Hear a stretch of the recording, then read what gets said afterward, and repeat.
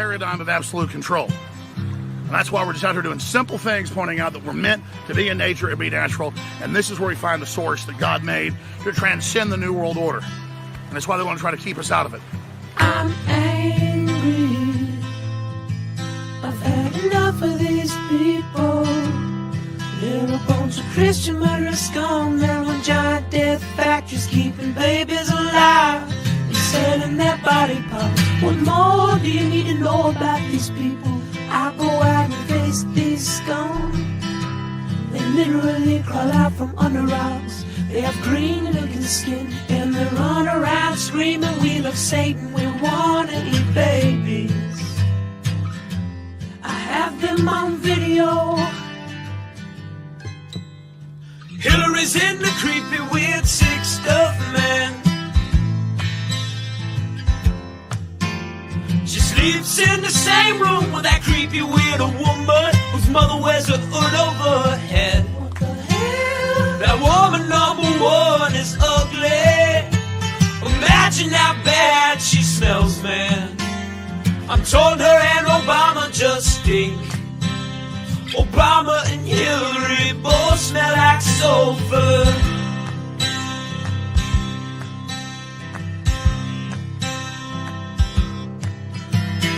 Literal vampire pot and the goblins are hobbling round coming after us. My spirit gets close to that evil and I feel it go.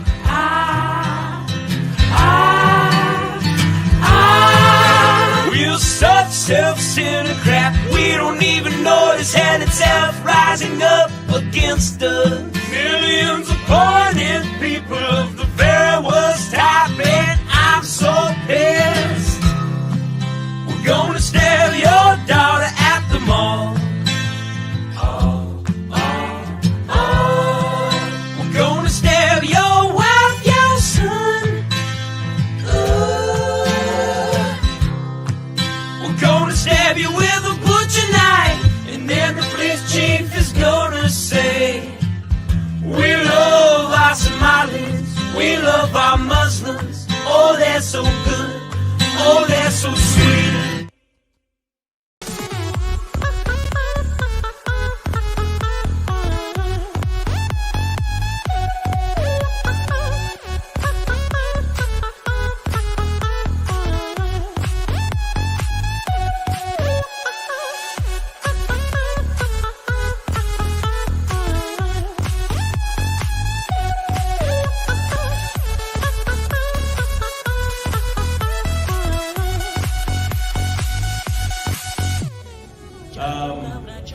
Are you guys aware that we almost see no titties in movies anymore? And we only see titties.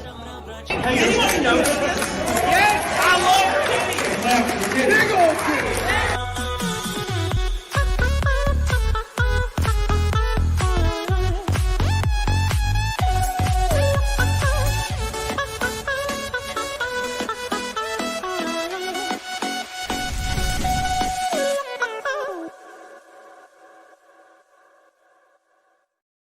What's up, you big old bitches out there in the ether?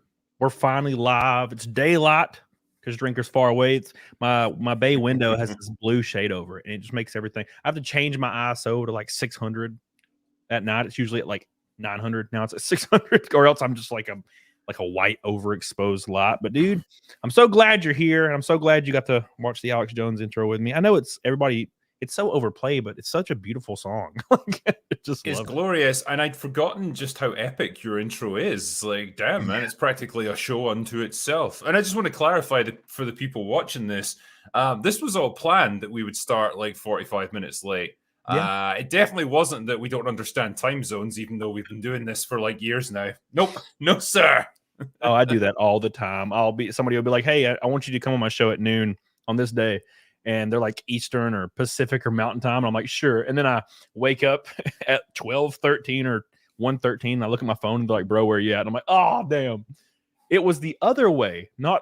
It wasn't forward in time. It was back in time. Exactly. And you know what? I'm on the correct British time. Yeah. But yeah, dude, I'm glad you're here. We got a lot of fun stuff to talk about. It's going to be a lot of fun. we're going to get right into it. We got a lot of people that have been excited for this one. I've been talking about it for a while. Because man, it's been a rough one. I've been doing shows. I started doing shows just by myself because I just don't have time to do to even send a DM. And people don't really understand that. Like they're like, when I don't answer a DM or somebody doesn't answer a DM, or maybe their favorite creator doesn't answer a DM, man, sometimes, especially with what you have going on and what I have going on with racing, you told me you're all over the country. You're in different countries all the time. It's just real hard to pull out your phone and go through these 100 DMs. I know, and it's one of those weird things. Like once you actually start doing it, it's really easy. But it's just the thought of starting, because it's like you then have to devote all this like time and attention to it. And I don't know, sometimes when you're just caught on like doing 20 different things all at once, you just don't have that spare moment. It's a weird paradox, I guess. But then the result is they build up, and then you have to set aside like half a day to go through it all. Yeah, it's real stressful when you see all the DMs just stacked up. What we're saying with all of this is that clearly doing this is way more stressful and difficult than working a day job, as Hassan would say. Sure. 100%. Dude, man, look, I know you probably agree too. When I saw Hassan say that, and it's one thing when Hassan says a thing because Hassan's a dumbass, but when Asmongold, he says it, the Roach King, and I'm like, all right, now look. And they always use this, I worked for 3 months in 2009, so I have a good opinion on this. I'm like, no. Totally, yeah. Like, I worked in sales, for your dad's company in like an 8-figure salary or whatever, probably for a couple hours a week. Yeah, that's not the same thing, bud. Yeah, it's like, have you ever worked 10 years straight for a terrible wage and struggled to pay your mortgage and worried that if you got fired, you would lose everything? How about that? That's more important. I think particularly when it comes from the big guys as well, who make absolute bank doing this. Like, okay, if it's that difficult for you, then take a week off. You can afford it. It's not gonna kill your channel. It's the guys who have to grind, like, because there will be people who stream every single day and like they just barely cover their costs, and like they've just got little channels, but they do it. It's like, okay, I can see why those guys find it hard, because it's barely worth their time. These big, channels with multi-million subs, you can afford to take time off if you want to. So I'm not going to hear your complaints. Yeah, I would be gone. If Rumble was like, here's $5 million, Cody, all you got to do is stream this, I would stream like the 14 days required in a row, and I'd be gone for 2 weeks. Yeah, for sure. Country. And I would not think about it at all. It'd be the greatest thing that's ever happened. But I don't know. I guess it's trying to maintain, because if you've noticed, these guys like have to be in the news cycle like once a week. So I feel like maybe it's like a personal thing that if there's any dip at all, they're worried they're gonna lose their influence. So maybe that has something to do with the stress involved. Might be like maybe the higher you climb, like the more you've got to lose, and so you just are afraid all the time. But, man, like guys like Hassan, they have made so much money already. They could never work a day for the rest of their lives, and they'd be fine. So, it's you got to just have the dips. I mean, I think it was 2022. For some reason, 2023 was a great year for me, but 2022, there was a 6-month period where I was like, okay, I think we're at the end of the road now. Like, because there was we're getting like 6K views a piece, and coming from 80K a piece all the way down to 6K for not any reason I could actually see. And I was like, well, it's finally over. And, the algorithms turned against me. What am I gonna do? Yeah. So then I was like, okay, cool. But then it came back in 2013, and I started like my new show format, and it's all been working really, really well. And I think you have to feel that almost end. Like you're like basically you're almost dead. You're like laying there. You're like, this is it. And then they scan your body, and the tumor shrunk, and you're like, oh shit. I'm Bought pretty myself happy. 6 more months, baby. Yeah, I'm gonna go climb a mountain and shit. This is gonna be great. No, there's always peaks and troughs, and you'll know yourself. Like the first quarter of any year is always pretty rough. Like there's generally not too much going on movie wise, and the revenue is terrible at that time of year because nobody's interested in advertising stuff. But then it picks up over the summer, so it's always got that cycle. You just got to write it out. Yeah, you just have to feel it, and I think that's what they go through. Is they go through this? Oh, no one's mentioned me on Twitter in a week, so I got it. Like I'm starting to get stressed out. Maybe that has something to do with it, because, like you said, the more you have, the more devastating it is to lose it, I guess, Yeah. So that's how I could see it. But that's neither here nor there. Everybody in the chat, welcome to the show. I love you guys. I appreciate you guys. This is CAMELcast 87. And I think it's Drinker's third time on my show, which is pretty awesome. My third glorious appearance. It's always a pleasure to be here. Yeah, dude. It's going to be a great time. If you guys don't know, we are taking names for my car. I said Talladega, but I also realized that the Talladega car has dedicated names for it for the Cyberfrog paint scheme. So I don't really know how I'm going to handle that. If it ends up being Bubkiss, we'll do it at Kansas, which is a month after Talladega. So every name will be represented equally.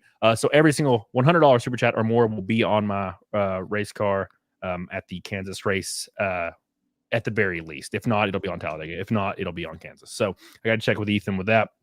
So don't forget that. And plus, we're up against the 281st Naked Snake in a row. We still haven't missed it in 2.5, almost 3 years now. So get on it, doggone it. Let me read these 2 super chats, and then we're going to talk about some stuff and some things. M8566 says, Camel talks with Critical Drinker. Is he going to get naked with Snake? Maybe. Always. Billy Hatcher says, next week would have been a whole year since Critical Drinker has been on. Also, I hate how the government's wasting our money. But the government wastes everybody's money all the time, man. All the time. I don't even want to think about it. I don't even start talking about taxes. It gets me angry because it's nice. Try living in Scotland, buddy. It's no picnic here. Trust me. Oh my gosh! I can't believe it's been almost a year since I've been on. Has it really been that long? I think it's been a year since the first time you were on. Wow. Oh, right. Okay, that makes more sense. That makes a little bit more sense. But I saw a video you made recently. And I started I've been thinking about this, and sometimes I'll think about a thing and then you'll release a video and it's the weirdest thing. I'll be like, what the fuck? And it's about Hollywood waking up to this idea that pandering politically or pandering, whether it be ESG, DEI, all that stuff is starting to be just not, I guess it's not starting to be, but it's starting to hit the actual P&L or bank accounts for some of these studios and some of these people. And they're realizing that this stuff is getting a little bit insane. And it kind of reflected in the Oscars, where the Oscars was really safe. Who we expected and thought should win the Oscars were winning the Oscars. I mean, Oppenheimer freaking took it home. Oh, yeah. It was a great film. I loved it. And then, of course, Godzilla. And I knew Godzilla was going to have to get best visuals, right? I mean, it's Godzilla. Beautiful film. So what's your take? Do you see like a tide finally turning in Hollywood? I do actually, yeah. I mean, and I've said this for a long time. When the money eventually runs out, they're going to have no option but to adjust, because you can't keep making movies. You can't keep putting out product if you've got no money left in the bank. Yeah, and so they were going to have to do something. And I think this is the year where we've really seen it kick in. And the Oscars has always been a reflection of how Hollywood sees itself. It's always a reflection of what it values, where it's heading, how much confidence it has in itself. And you really saw it in previous years, where it's very bombastic, very a huge event, loads of money, everything, loads of political posturing, because they really believed that they set the tone for what the country needs. They were going to tell you what you should believe. And this year, it was a complete about-face. It was an industry that looked like it had been humbled. That was the best way I could put it. Very low-key comparatively to what we've had previously. Very safe. The movie choices were all very safe. The winners were all very safe, very sensible. Not that there's anything wrong with that in this case, because it was a pretty worthy movie that won it. It was great to see Barbie get fuck all. And even the monologues and the jokes and stuff, they were all very non-political, low-key, tame. Man, it just felt like the whole evening, like they'd been told, don't be controversial, do not rile up people, do not put all that political garbage in there. And they didn't do it. I mean, great. It's the right thing to do, I think. It's just an interesting sign of, I guess, where this industry is going, and the complete lack of confidence now that it's got in itself. It knows it's in trouble. It knows that it's been torn apart by strike action all throughout last year. It knows that it's had a series of massive flops. It knows that some of the big studios are in massive trouble. And they're afraid. For the first time, I think they're genuinely afraid of what the future holds. And they probably should be, because this is a disaster of their own making for the most part. Yeah. Do you think you're going to see? Because I think I still see, every now and then, probably a few months ago, that studios were announcing film projects, and it was like led by random Asian lady that had like one writing credit on a short in 2014, and they're still moving forward with these projects in some cases. Do you think we're going to see a lot of those get delayed indefinitely? Well, Disney are still doing it because, man, they just live for that shit. They cannot get enough of it. And it seems like it's so entrenched into the fabric of their studio, their company now. They can't separate themselves from it, excuse me, anymore. Other studios like Warner Brothers and probably Sony have gotten a lot more realistic about it because their money is running out a lot faster. And so they have become a lot more ruthless, and they have killed a lot of these projects, and they're probably going to kill more of them going forwards. And rightly so. I mean, there's nothing bad about hiring, new talent and giving other opportunities to other people. That's all good, but you've got to give them the chance to build themselves up first, so they got the experience to take on projects like this. You can't take a little indie director who's worked on sub-$1 million movies and put them in charge of a $250 million blockbuster superhero movie. You can't do it. They can't direct something like that because they've never done it before. So inevitably they're going to fail. And damn, man, I heard some wicked behind-the-scenes stories about Madam Web. I can't even imagine. Everyone working on that fucking movie hated it. They knew it was going to be a failure while they were making it, and they had no choice. They were locked in contractually. They had to go through with it. But like the morale on set was through the floor. The atmosphere was dead. Like they just did not want to be there.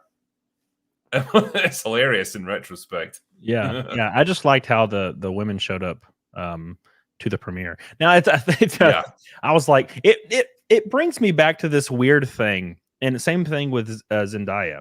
She did the same thing randomly where she had the assless chap robot thing, and I'm thinking to myself, you have all these women and all these studios and all these PR people, and they're like, always pushing this narrative that, oh, we shouldn't sexualize women and they're being objectified. And then they by their own choice show up to a reward show with like a string bikini on that has like one spaghetti straw like over their nipples. And I'm like, what? Wait, you show up to this looking like this with your fat ass titties out, and I'm over like, this is the greatest thing. I just want them facing them.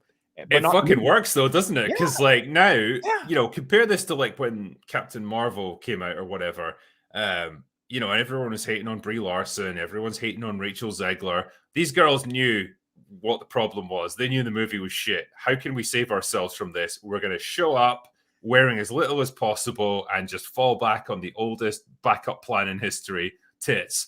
Yes. And it worked. And now they made fun of their own movie. They've come out of this great. Like, I don't think anyone's got any ill will towards Sydney Sweeney or Dakota Johnson or anything like that, because they just understood what the problem was and just bailed the fuck out. Yeah.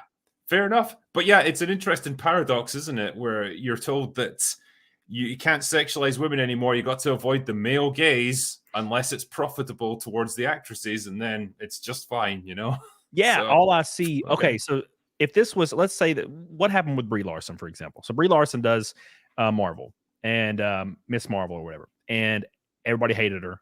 And she was going on this tour where she was like defending herself overtly, and everybody hated her for a long period of time. And then she showed up randomly, like 2 years, 3 years later, and she just had she had this black thing on and her tits out, and everybody they just liked Brie Larson again. They're like, oh, look, this is great. And then she said that thing about Johnny Depp where she didn't overtly attack him when somebody basically tried to get her to attack him through a question at some meeting. And everybody was like, oh, well, I really like Brie Larson now. And all I hear about this Sweeney lady is that she has giant tits and she's beautiful. I didn't even know. What more do you need to know, Yeah. No, look, dude, if you know as well as I know that if you had giant female titties and you were a hot blonde woman. Oh yeah. You got to make the most of it while you can. Right now that your book sales and your public appearances and stuff would be times 10. I think do you notice like how many fucking video thumbnails has she appeared in? Which are totally irrelevant to whatever the video is about. It's just like clickbait. They know it works. I think Jeremy from Geeks and Gamers said, I'm just going to put her on every thumbnail, even if she's irrelevant to what I'm talking about. I'm just going to put her there for fun. My next video, shockingly, is about GameStop. I haven't released one in forever, so I released one recently. It's just going to be a cashier. I'm going to put a hat on her and a little name tag and just her tits out. And it's just going to be old Sweeney. It's just Dude, I tell you though, the biggest sin of Madam Web was putting her into like some weird blouse thing where, like, I don't know if they strapped her tits down or something to make them look smaller, but like you would never know what was lurking under there. And I thought, why would you not make use of them for your movie? If she was wearing like the kind of outfit she wore to the premiere, they would have made 3 or 4 times what they made from that movie. People would have just gone to see her because she's hot. Like, sex sells. It's always sold. We know it does. Every marketing guy since the dawn of marketing has known this as well. I don't know why Hollywood's so determined to avoid it. Yeah, so a very, very good example of this is Kate Winslet in Titanic. I guarantee you about $250 million of that overall like box office results came from her just getting completely butt ass and getting on the couch. Yeah. I would have went and saw. I was 9 years old. Okay, I couldn't really just go see it again. But I tell you what, when I was 9 years old, it's a core memory. And every time I go see it, every time there's a 25th, a 20th, or a 15th year anniversary, I go see that shit in IMAX. Oh, you're right, man. I approve, dude. I love this. To be fair, I love Titanic. I know it's got like stage acting, kind of like over the top acting. Yeah, you know what? I think there's this temptation to shit on it because it's like a love story. But if you kind of just move past the love story and just look at it as a disaster movie, it's fantastic. Like, I love watching that ship sink and like all the splits in half and things. Like, it's cool, man. And then it's like awesome. The freaking OST is like this over the top. Yeah. It's awesome. It's epic destruction. What more can you ask for? Yeah. It's like the end of the world, except it's the Titanic, which it was the end of the world for like 2,000 people, man. So it works out. It's a great film. Speaking of working out, Dewey McNasty on Rumble just dropped a $100 Rumble rant. Give him some love. My man, welcome back, Dewey McNasty. I feel like it's been a year. He pops in once a year and drops a red boy and then leaves. I'm going to put you on my car.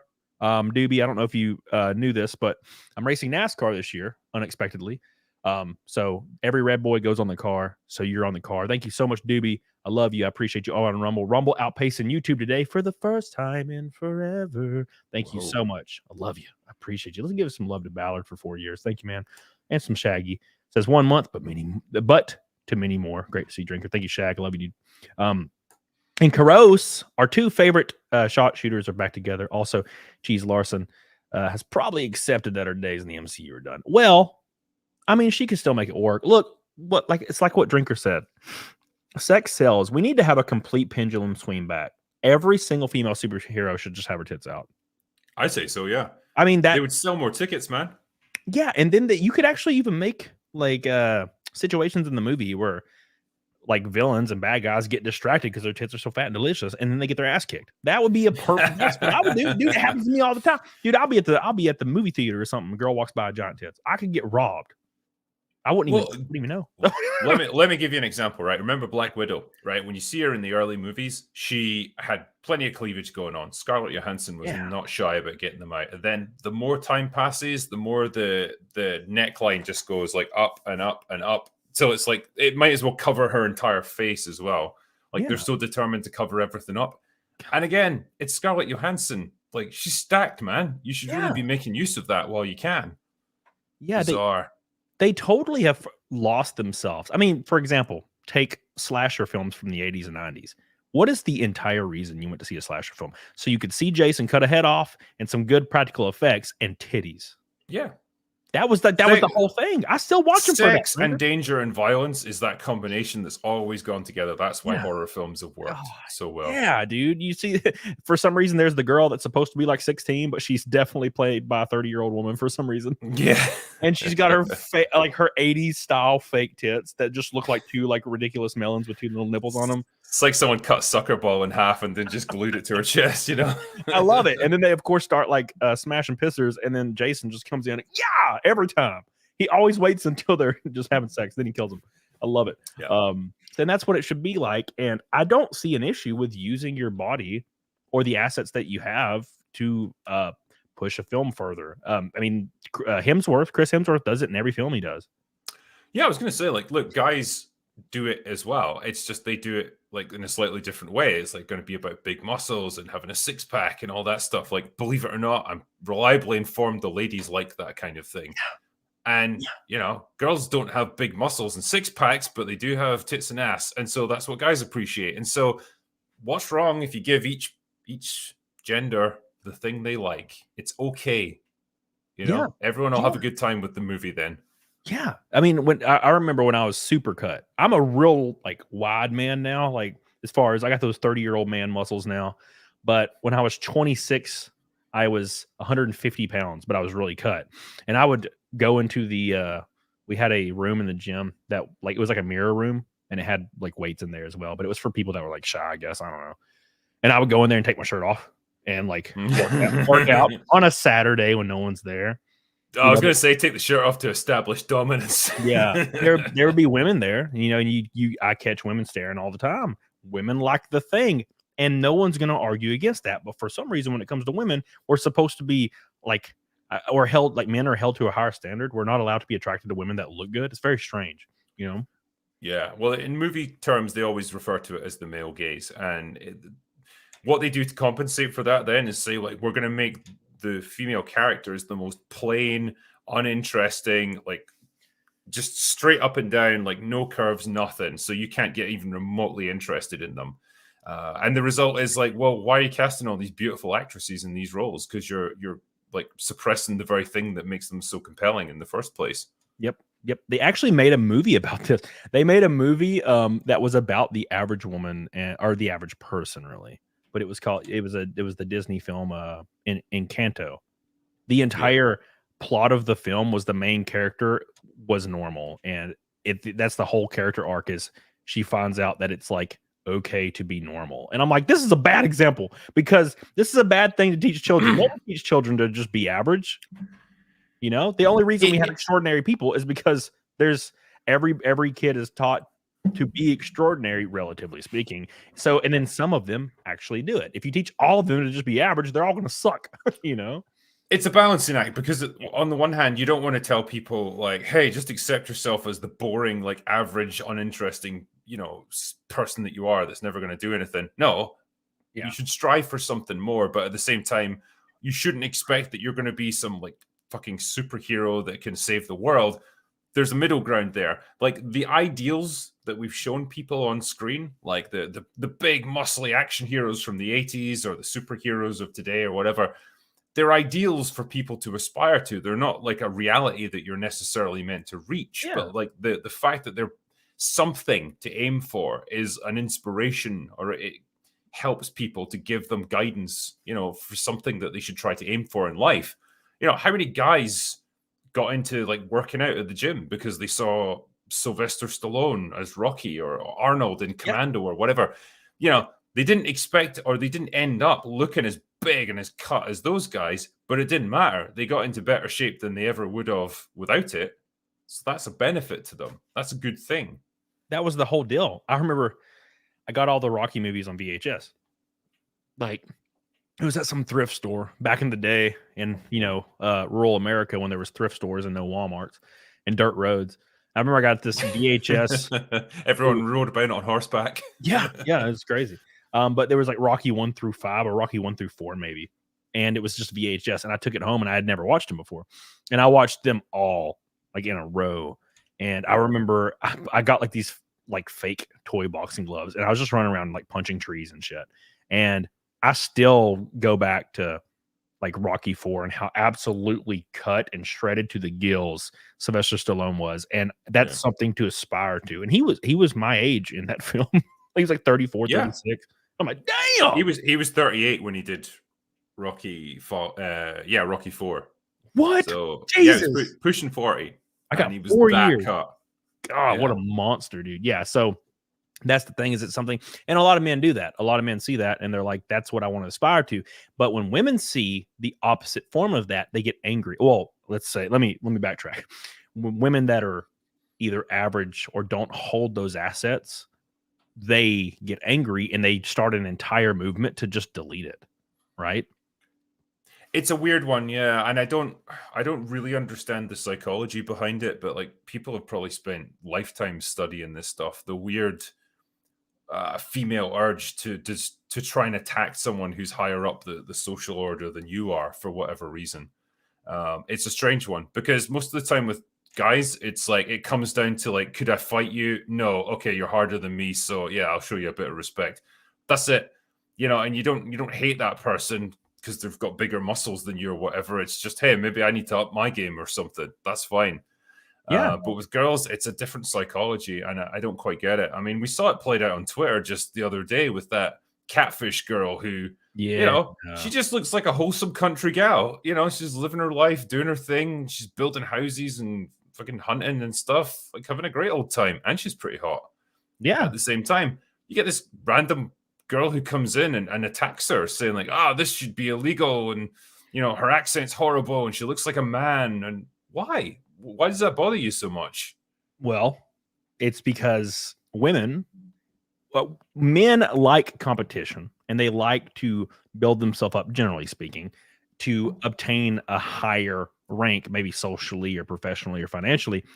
Women are more competitive in a social teardown way. So they instead of learning a life skill, they will just tear down another person to their level or try to ruin them. What did Jordan Peterson call it? He called it gossip and innuendo is what women will do to try to destroy other women's social status. And you saw it with Hannah Barron, just like you were talking about. Basically, she's a normal girl. She has a lot of life skill. She can hunt, she can fish, she can build, she can do carpentry, which is not necessarily exclusive to men at all. I mean, women were catching fish and prepping fish, and who do you think was cleaning the deer after a man hunted and brought it home? It was the woman doing it. Now, if you saw Hannah Barron cleaning a deer, for backstraps, she's just cleaning a deer on Twitter, these people would attack her. Oh, this is manly. No, women have always historically been the person that did this. And as far as fishing goes, anybody can do it. But her just having life skills pisses these women off that quite literally just sit there and they'll put makeup on and take a picture. And that's their entire, that's all. Yeah. Well, I wonder that because it's like, it's almost like having interests, right? I feel like having interests and hobbies and stuff is more of a guy thing. Yep. And girls don't seem to quite understand it, and they almost get annoyed by the fact that it happens, and that guys find a lot of contentment and enjoyment from doing stuff. Whatever your thing is, whether it's like fishing or hunting or like fucking building stuff in your garage, whatever it is, because they don't tend to do it. And so, I don't know, maybe it just shines a bit of a spotlight on their lives being a little bit vacuous and pointless and empty. And when your whole reason for being is just to gossip and fight for social status over meaningless petty stuff, I don't know, man. That's going to make me feel pretty down about myself if that was my life. So. I agree, and I have a good point to actually follow up. Doobie McNasty, by the way, immediately follows up with another $100 Rumble rant on Rumble. Oh my God! I wish I could just pull him up on StreamYard. What Chad this guy is? I like his style. He just comes in, drops $100, and then leaves. Yeah, so it's crazy because Rumble never outpaces YouTube as far as super chats or Rumble rants, and it is. I think right now Rumble has like 1,000% more. Doobie McNasty on Rumble with $200 total says swift kiss to the PP, my friend. Thank you so much, Doobie. I appreciate you. I'm going to put you on the car again. Never mind. He just did a third one. Rumble today with Doobie McNasty is crushing the YouTube boys. It might be the first time ever. I don't think they've ever beat YouTube, and it's gonna happen. I think Devin McNasty says, I don't really date younger women, but when I was her age, that's what I'm looking at. Yeah, I 100% agree. Thank you, Devin McNasty. I love you. I appreciate you. Give him some love in the chat. Got 3 $100 Rumble rants from Doobie. That is insane droppage, my man. Insane. We're gonna put you on the car 3 times for the next NASCAR race we do. So make sure you're watching on FS1. Thank you, Doobie. I appreciate that so much, dude. Doobie's the man with a plan today. So a good thing to follow that up with, what you were talking about, was women will get frustrated with interest or not really understand like an overt passion or an interest that a man has that they consider kind of silly. And I have a great example of that because I've had women that would travel like to a race with me, and kind of I'm like, it's like I'm in the zone. I'm getting in cars, we're testing, we're practicing, we're changing setups, we're in meetings all day, like from 7 a.m. until nighttime. And I've had women that are like, I can't do this. I can't. And I'm like, what do you mean you can't do? All you do is like ride or fly with me, and then you just sit there and you get to watch all this, and then we go home. Like, dude, that's the whole deal. And it's like they can't really understand why it's such a big deal. It's it leads me to understand why, because you think like you're hot shit. You're doing some stuff, makes you think personally like, damn, I got a lot going on. But then you realize how it's possible for like professional athletes that are getting divorced at a high rate. And it's because just women they don't care about this profession or interest level of stuff. They just don't care. It's very strange. You think, dude, if I met a girl that was like a race car driver and she was really passionate and she was good, I'd be like, this is the coolest shit I've ever seen in my life. Like, yeah. Holy shit. Well, that's why girls like Hannah are so interesting, because like, okay, you're interested in like cool stuff and you're genuinely good at it from what I understand. So it's not just some girl who's play acting to get likes on social media. It seems like that's just her way of life, which is awesome. It's authentic, which is so rare now. And with things like professional athletes, like with that's a job. So I can understand like that should be obvious why they're so into what they do. When it's hobbies, okay, maybe that's slightly different because you're not necessarily earning money from it. If a guy fucking goes fishing for the day or whatever, or he flies like model airplanes or something like that, you're not making money out of that. That's not your job. That's just something you're interested in. And if your girlfriend doesn't share that interest, then I can see why she would have a tough time, taking part.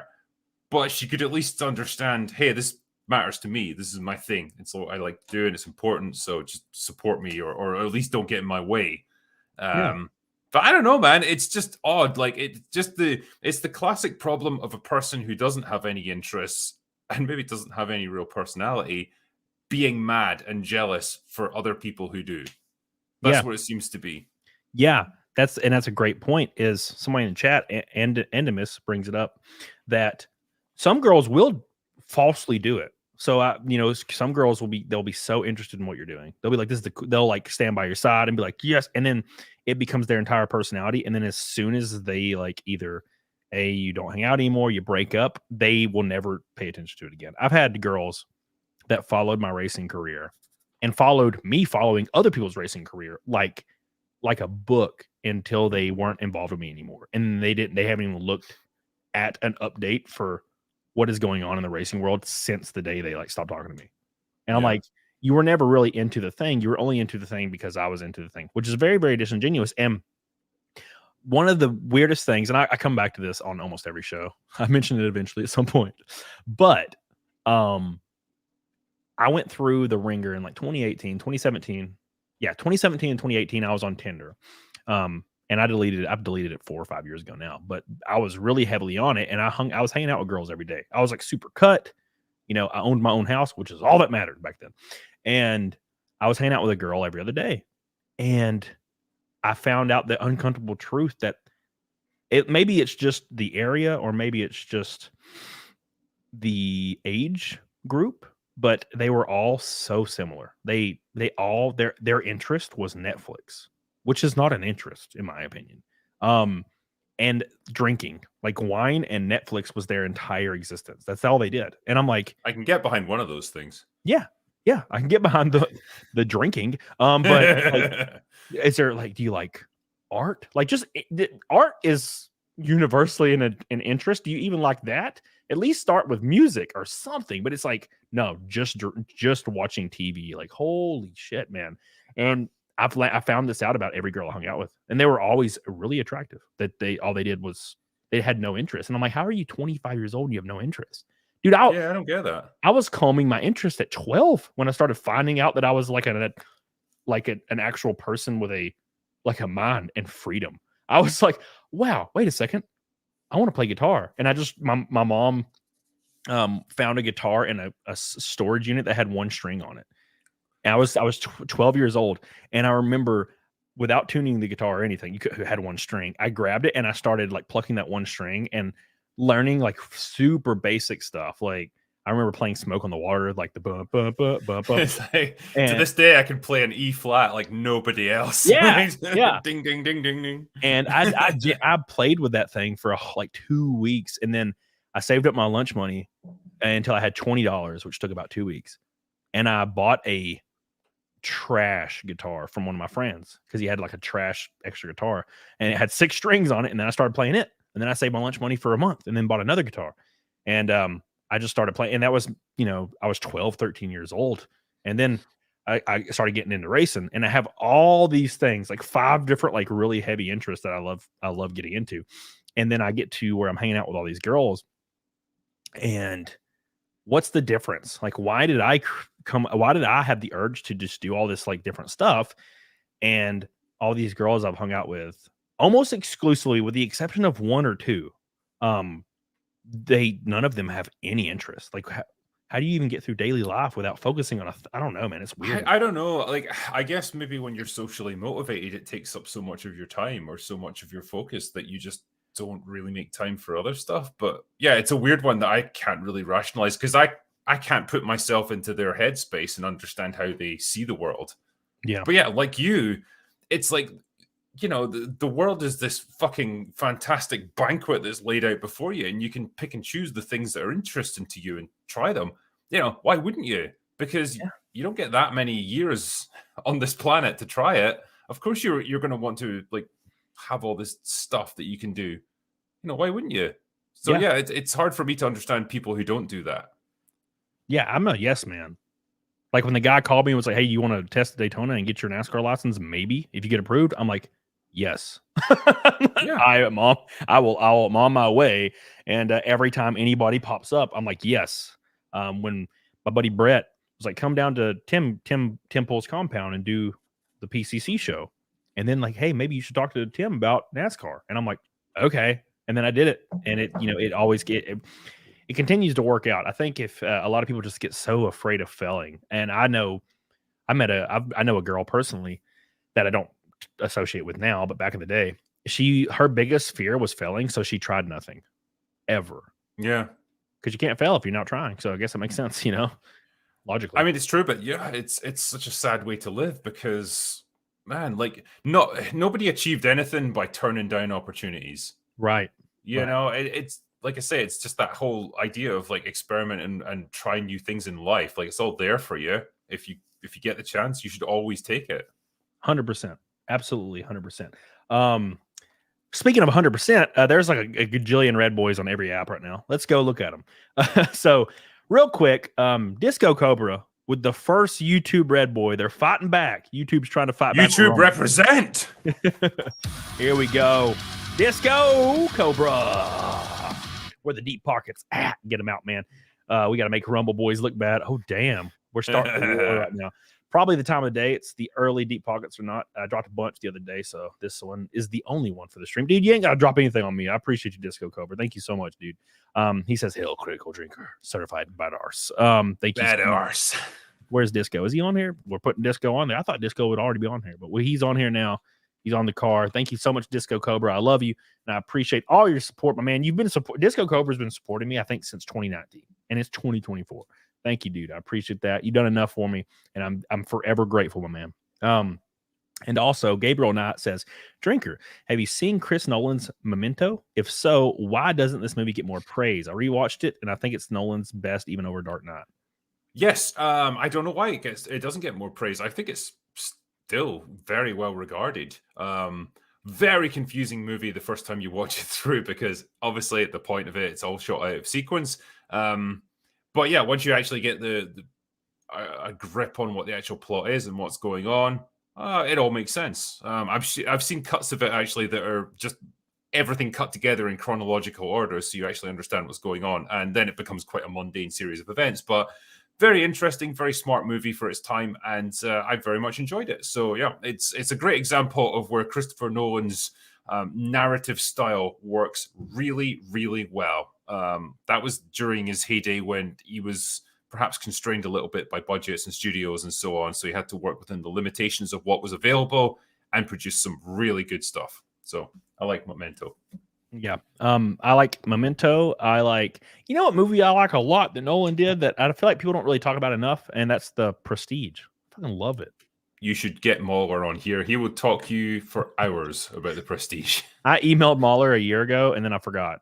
And then he never responded to me, but I totally forgot. But yeah, you can tell him to come on and we'll talk about The Prestige, because I don't have for sure. a DM line with him, but I'd love to have him on. Thank you, Gabriel. I appreciate you, dude. Nolan says, I've done a million push-ups because of Rocky 2. Dude, I made my gym own. I shouldn't say made him because we're friends. The guy that owns my gym, he put the Rocky 4 montage music, including the entire soundtrack. Like there's a song by Survivor and a song by Hearts on Fire by another. Yeah. Hearts on Fire is amazing. Yeah. He put every single song on the gym playlist, including the metal cover of the Rocky 4 training montage. And it's just shredalicious and amazing. And I'm like, you got to put all these on here, dude. You got to put all these on here. And he did. And they play every day. And it's like, D Hearts on Fire. And I'm just doing push-ups. Yeah, I just want to like put all my friends into a horse and cart thing and just lift it up like, dude. I want to hang off of a second story of a barn and do what are they called? They're called dragon flags. Oh yeah, damn, he had like 90 freaking abs in every direction, just coming up. Yeah, dude. Yeah, awesome, dude. Speaking of Austin, Doobie McNasty with his 4th $100 Rumble rant. Oh my God.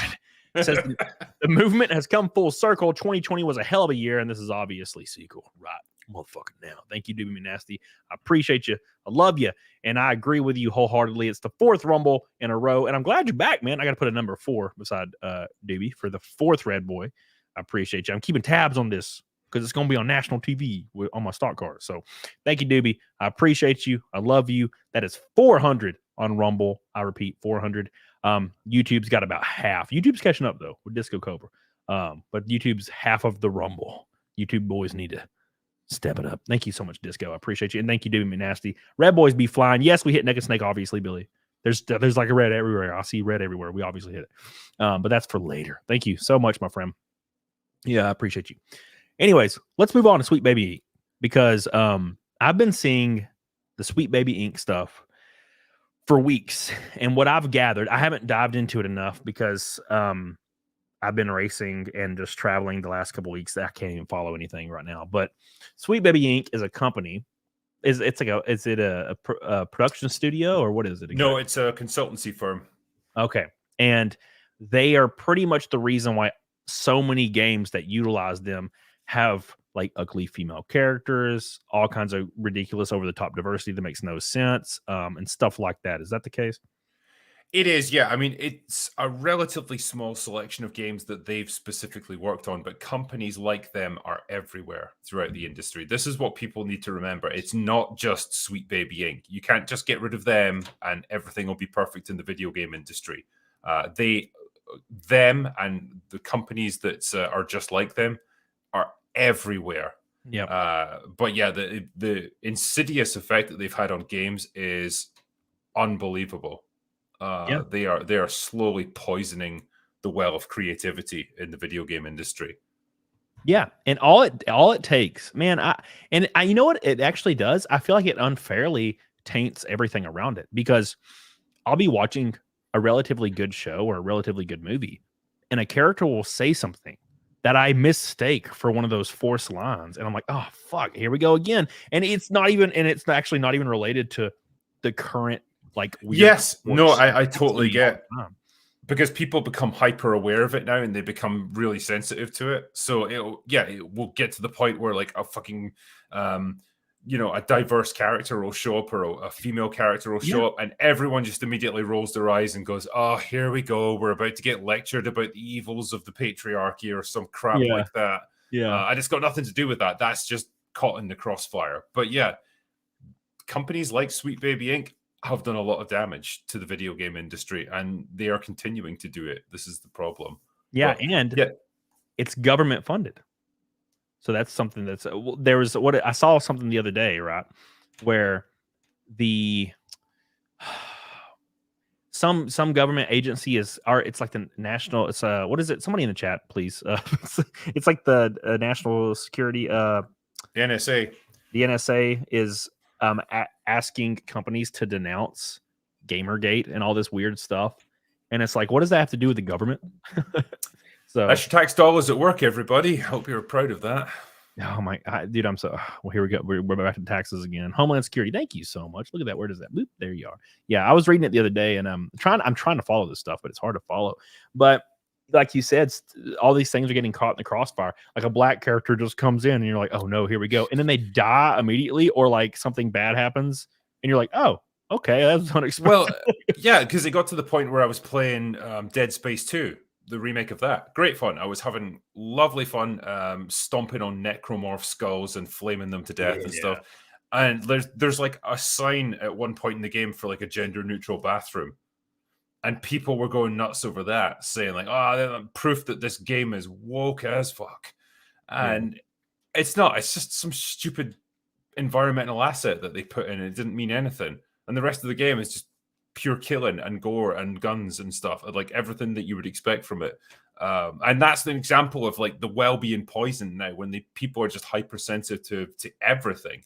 And then it ends up being the boy who cried wolf, so that people overlook the complaints about genuine stuff that they try and work into these games. Like, well, Kill the Justice League was a good example where they kill off characters like Batman and turn his death into a joke, where he's just like lying over a park bench with his legs up in the air, and they're like laughing about it. The Flash gets killed, and like they're pissing on his corpse. And funnily enough, the only hero of the Justice League that gets like a properly heroic death where they feel sad about it is Wonder Woman. Funny that, isn't it?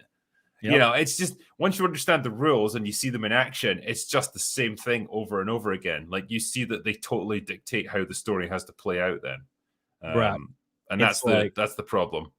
Yeah, it's like when you see those checklists that are always leaked, and it's like a main character has to be 25% from a minority group, and it's like a plot has to 40% of the plot has to be dedicated to, meaningful representation of underrepresented groups. Yeah, exactly. Which straight up just means they have to be portrayed in a positive light. Yeah. That's all it is. It's like they have to be smart. They have to be successful. They always have to be shown to be right about everything. That's it. Yeah, and they keep taking characters out of wheelchairs. They did it with Davros when it came to Doctor Who, and they did it with somebody else recently. Or they're talking about it. So Giancarlo, I forget his name, man. Esposito. He wants to play Professor X, I think, but he says he wants the script or whatever to be written to where he's not in a wheelchair. And I'm like, bro, like why are we trying to delete people in wheelchairs? What's this weird like erasure of disability? Well, the Doctor Who one was particularly ridiculous because the line from Russell T Davies was, we don't want to portray people in wheelchairs in a negative light, so we don't want to show them as villains, right? Yeah, because that associates disability with evil. And I just thought, you idiot, is that what you took from this? Is that what you took from it? Like, because Davros is in a wheelchair, like that just means that anyone in a wheelchair is automatically an evil genocidal maniac? Or is it because that particular person has ended up with that mindset, that view of the world, and gone down that route? And the fact that he's in a wheelchair is pretty much irrelevant to that. And if nothing else, the fact that he's in a wheelchair isn't an impediment to him being an extremely dangerous antagonist. Like, his physical disability doesn't hold him back from that. He's like one of the most dangerous people in the whole history of Doctor Who. Yeah. Despite the fact that he's in a wheelchair, right? It's like saying that people with disabilities can't have any agency over themselves. They have to just be portrayed and coddled as good people. Yeah. It's so infantilizing, and it's this veneer of compassion over just absolute bigotry. It's unbelievable that they get away with this. Yeah, and it's I think it tells on Russell T Davies more than it tells on anybody else. Because if he thinks the reason that people look at Davros a lot is because of a wheelchair, that's him seeing that. I never even noticed it. You know, like he's an evil. It was like those people that said like, oh, the orcs from World of Warcraft are like black people. Oh my god! Like what the fuck? Like that might be what you see, but no normal person ever saw that. I have never in my dude. I've watched through Lord of the Rings 1,000 times, and I remember reading that people were starting this whole narrative that the orcs or the what are they called the Uruk-hai. The Uruk-hai were they were offensive because they're black people, and I was like, what the fuck? I've never even thought of that in my life, that they were representing black. And look, I'm pretty cynical and like negative sometimes, and I can connect dots to a lot of things, but never once did I think that the orcs were supposed to be black. So that tells on the people creating this narrative way more than it actually does the creator's actual intent, like Tolkien, you know? Yeah. It's absolutely insane to me. Yeah. Black people, orcs, so silly. Taker. It is so funny when people try to project modern sensibilities and modern ideology onto these classic pieces of fantasy literature. Yeah. Written in a far more innocent age when it was okay to just have good triumph against evil. You know, now you get these stupid conferences where it's like, let's talk about the queer representation of transgenderism in Tolkien's Gondor. Yeah. I guarantee you none of that ever crossed Tolkien's mind when he was writing these books. But these idiots have to project that crap onto it because it's like all they know. It's all they care about. And so it's all they see in anything that they consume. It's probably more extreme from your perspective, because I've talked to people that are not necessarily in the creator lot. I've talked to people that are from other countries. I think I talked to somebody from Scotland recently, and it was I think it was through Instagram or something. They know somebody, and I think they're married to one of my friends' friends.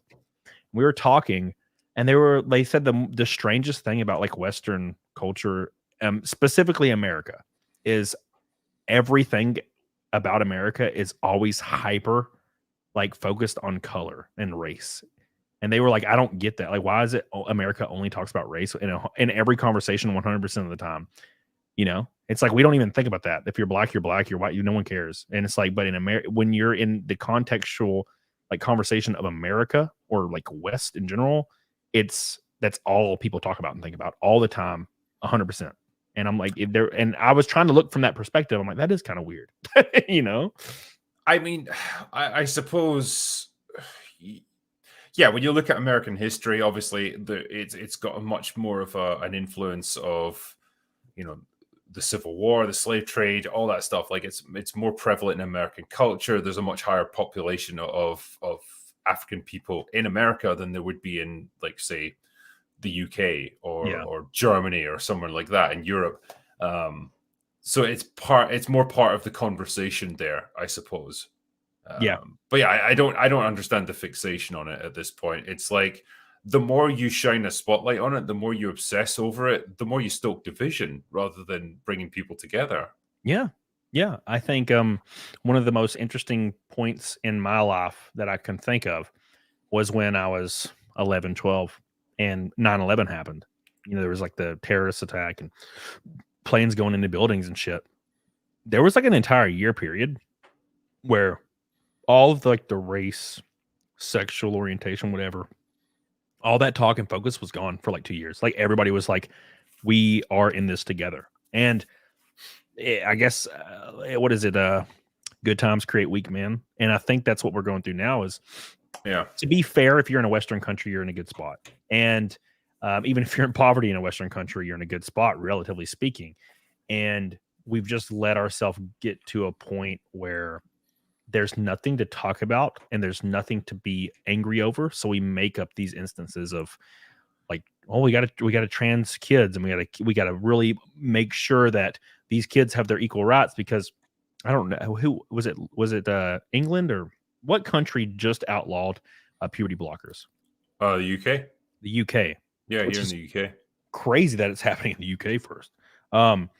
And So that's the weird thing is we have all these issues, and now since that's happening in the UK, because like to be fair, you know, puberty blockers that people there's a weird narrative that it's completely reversible. No, they're not. Sorry, they're just not.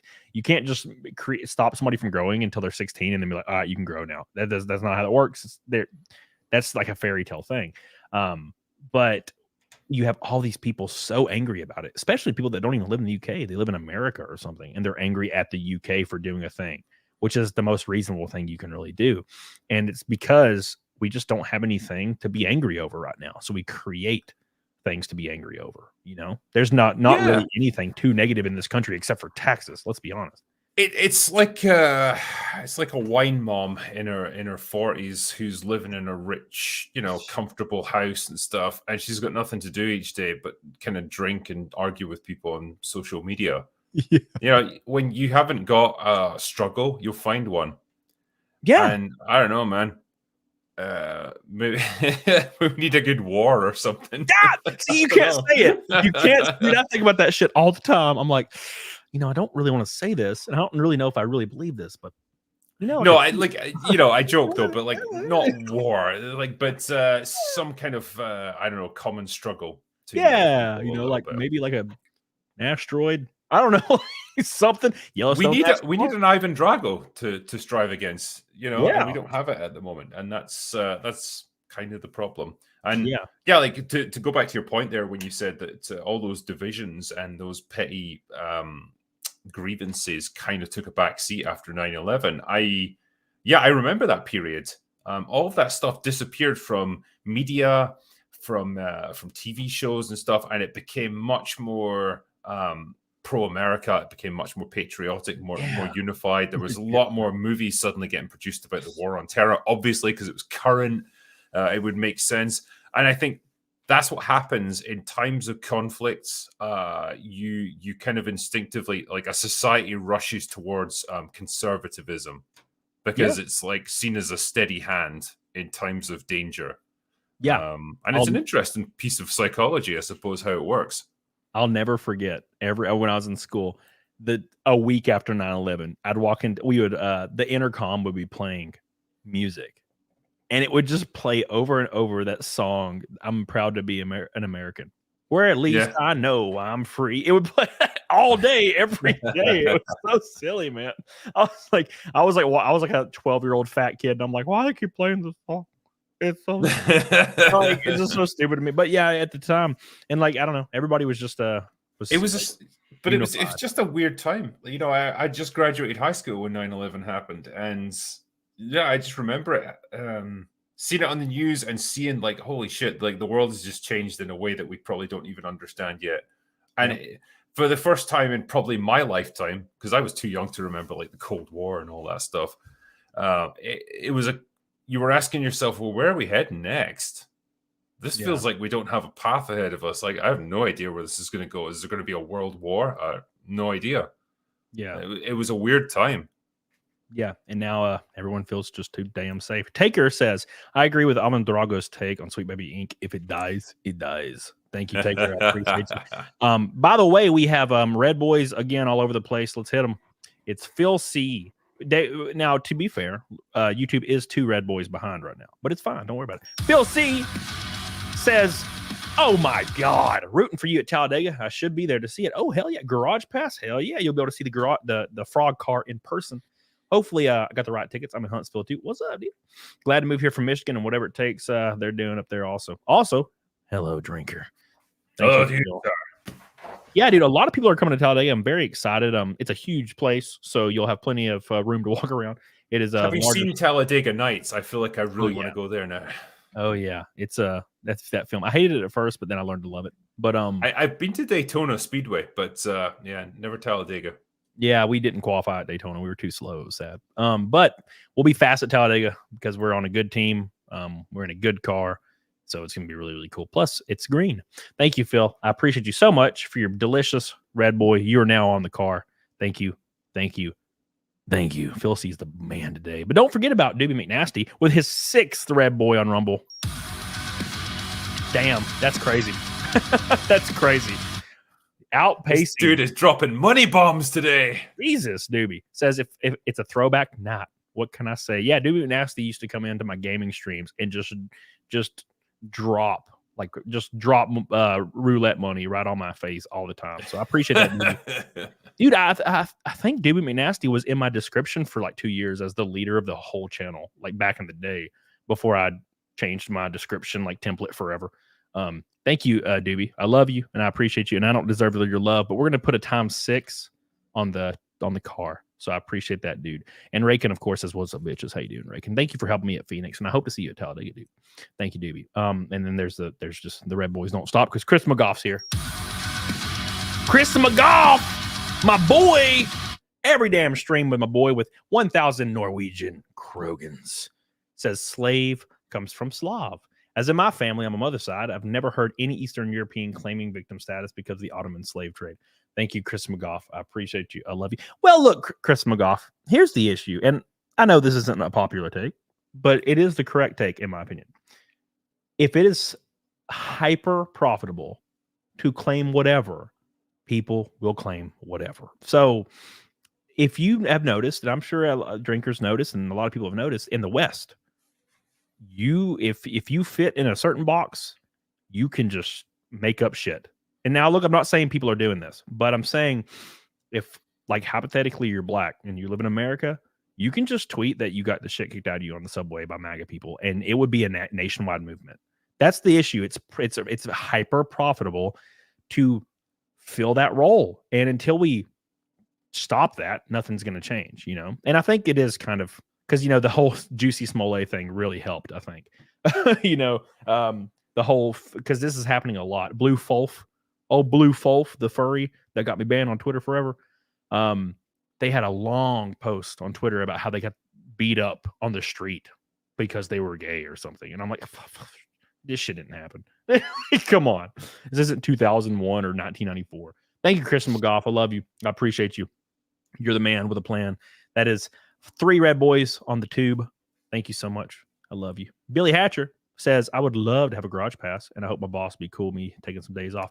Yeah, dude, get you a garage pass. They're $55 or $45 maybe. Come see me. That'd be really, really cool. A lot of people are going to be seeing me, though. So it's starting to, a lot of people are messaging me, and the garage is not very big. So we'll probably have to have people like cycling in and out and like walking around, like have a fun time while you're there. But if there's like 90 people in my garage, like the team owners and NASCAR would be like, what the fuck's happening? No one can walk, you know. So thank you, Billy. I appreciate you. Fifi, Talladega Night sucks balls. I disagree. But I did hate it at first, but I learned to love it. So thank you, Fifi. I appreciate you.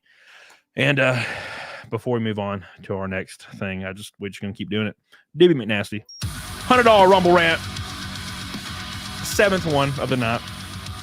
That's wild, dude. This is gonna be easily the record-breaking Rumble stream of all time.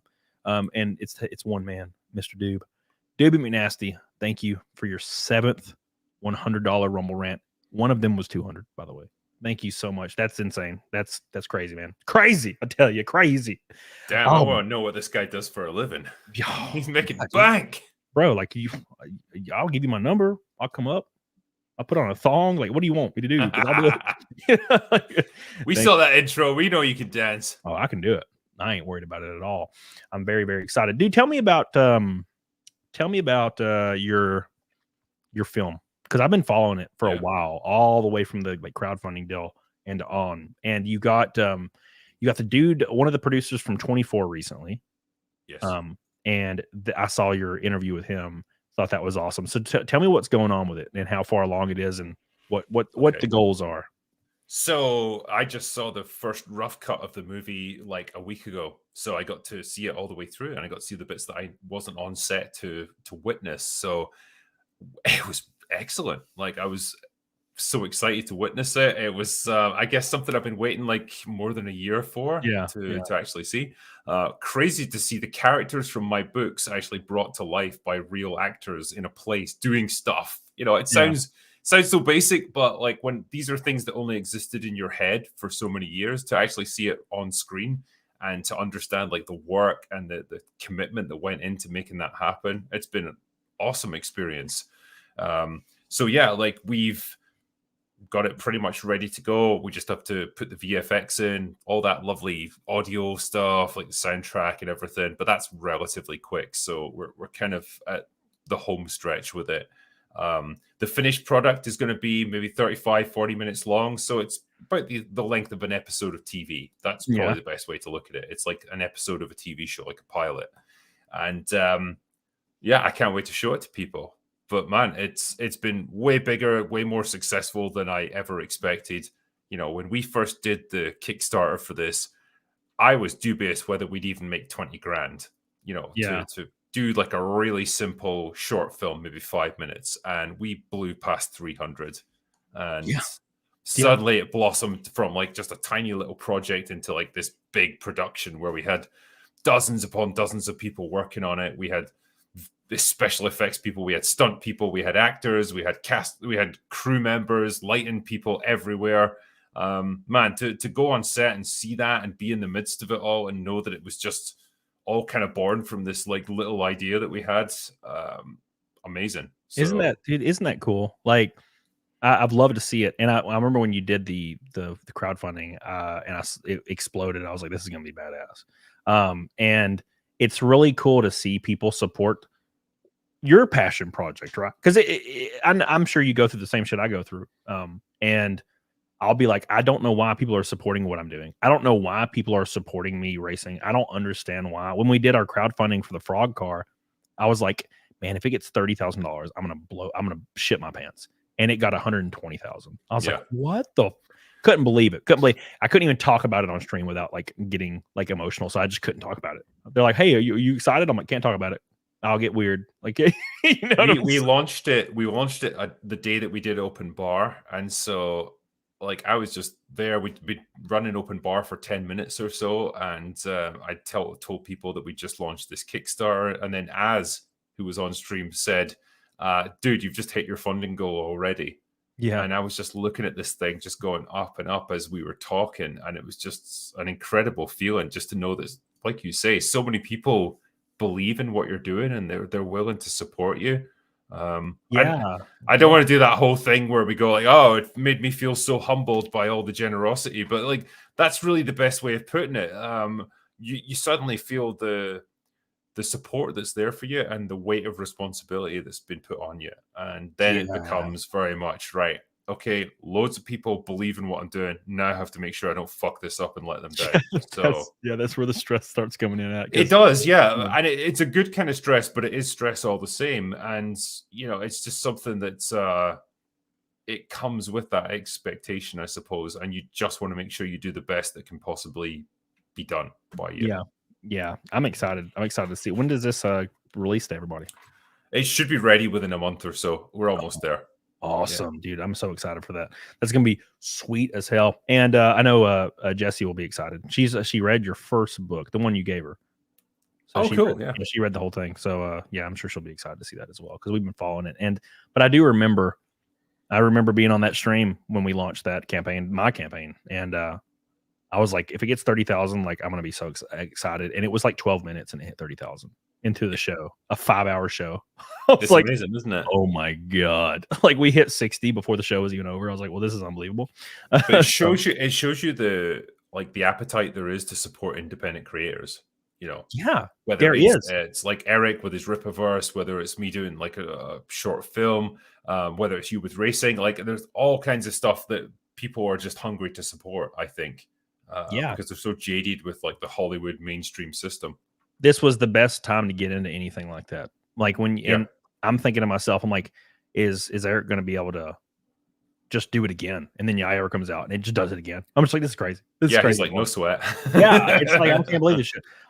Which kind of gives me hope for the future, because I've had a bunch of people reach out and be like, hey, I want to do a campaign with you, and I want to do a race or two with you and see if we can do that again. And I'm like, I don't think it's going to happen again. There's no way we're going to be able to fund that again.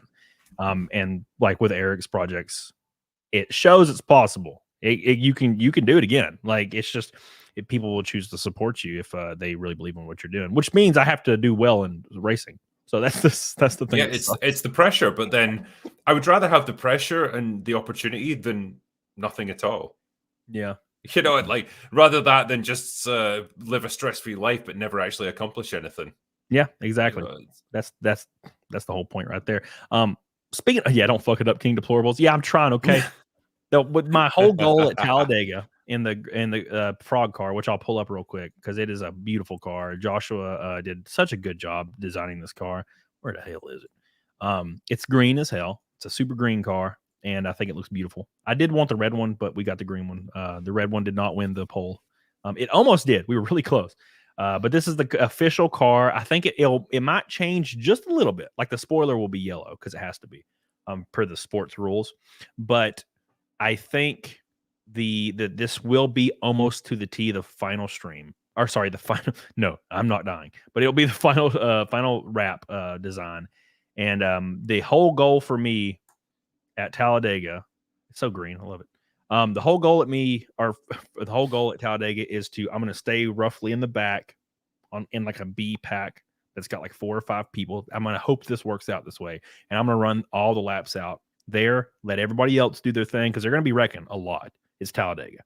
And then if there's an opportunity at the end, I'm running 10th, 8th, 12th, 15th, and it's the final run. I'm going to throw caution to the wind at the final run, and I'm going to try to make something happen there at the end. But the whole race, I'm going to be half a straightaway back in the B pack, not fighting for anything because I'm not going to try to wreck in the first 2 laps because it will happen. There'll be a wreck 2 laps in, and I'm not trying to be in that shit.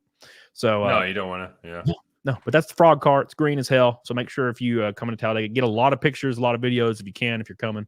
It's going to be really cool to see this thing going 190 miles an hour. So I'm very, very excited. That's awesome, man. Have you ever put anyone into the wall? I have to ask. ask. Yeah, of course. Yeah. It was like one of my first short track races. Me and this guy just kept banging each other, and then when we're both pissed off, so we just keep hitting each other, and then I think he came down and I spun him, and then I hit the wall, and then he hit the wall right after. It was a shit show.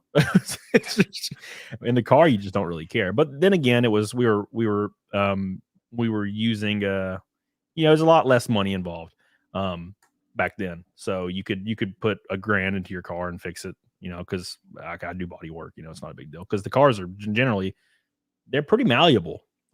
If you break an A-arm, you just change your A-arm. You're done. It's that easy. So you just don't want to bend the frame. Okay, then you're probably fine. The engine's good, transmission's good, drivetrain's good. You're not going to bend the frame at a short track unless you do some really crazy shit. So at Talladega, you will. If you hit somebody going 180, that car is retired forever. They're going to burn it.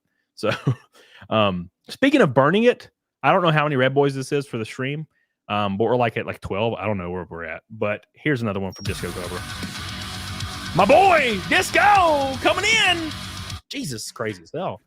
It's because drinkers here. They're trying to impress you. That's what's going on. I'm very impressed. Yeah, like damn, you got some awesome fans, man. Yeah, there's also another one on Rumble too. Thank you, Disco. Says nothing related to this stream, but I'm wanting to buy a nice square body Chevy, right? 2 guys I'm talking to on Facebook Marketplace. One is a fully rebuilt top to bottom with a 454 big block, and the other one has a pretty clean stock. One 454 wants 24K. The stock's 15K stock. So I have an R8, and I will never do anything to it. It's stock, and I'm just like that. I love cars when they're just stock. I get it. When it's an R8, why would you need to do anything to it? It's like perfect already. Yeah, and yeah, Disco Cobra. I'm a stock kind of guy. I love stock. I mean, I race stock cars for a living. I race in NASCAR. So thank you so much, Disco Cobra. I love you, dude, and I appreciate all the support. You guys are going crazy today. Rumble's been insane. This is the biggest Rumble stream I've ever had, easily. And Rumble's been just a dream. Because 2 years ago we didn't have something, and now we have something. And this is really cool to have an alternative to where if I got killed tomorrow on this platform, I'd have another platform that I can, make ends meet and get support on. So thanks to the people at Rumble. And hopefully now we have Tim Pool. Okay. We have Tim Pool, and this has already been announced. Tim Pool is sponsoring my race car in the NASCAR ARCA series this year. But it'd be cool to see Rumble do jump on the car. Cause that would be, I wanted a black car with a Rumble logo. Cause you can't beat black and green. So, but we have Cyberprog for Talladega, Dover, and then we have Tim Pool for the rest of the year. And then we have 2 more sponsors that I haven't announced yet, but they're real big players in the game. So that's going to be really, really cool. So thank you. Also, Devin McNasty on Rumble with a $200 Rumble rant.